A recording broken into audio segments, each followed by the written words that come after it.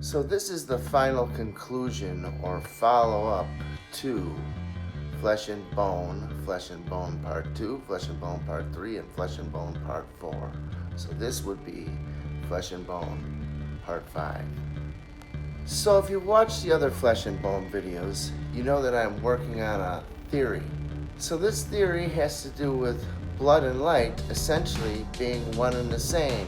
For Leviticus 17:11 states that the life of the flesh is in the blood.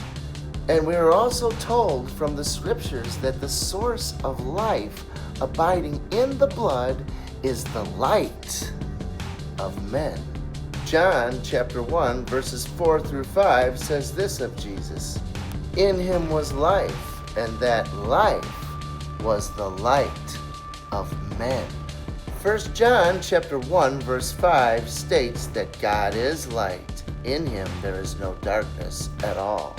So I see light as glorified blood, and I see blood as fallen light. I get this concept because of something Adam says before the fall and something that Jesus says after his resurrection.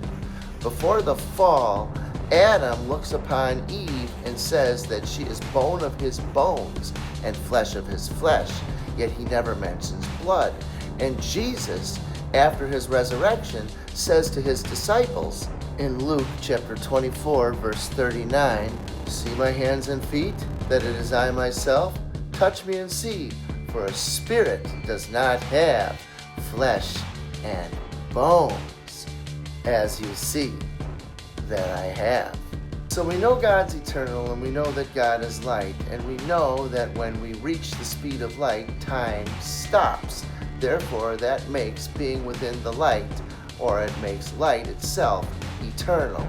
So if blood is fallen light, and light is glorified blood, then a body without sin, like Adam and Eve's before the fall, or Christ's after his resurrection, would have the light of eternity coursing through their veins. But since Adam and Eve fell into sin, the light that clothed them, that emanated from within, fell in its resonant frequency from a state of light to a state of plasma. And plasma, which I theorize is blood, can be infected by sin, which in running its course leads to death.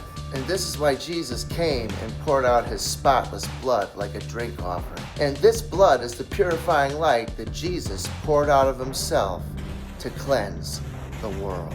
Christ is King.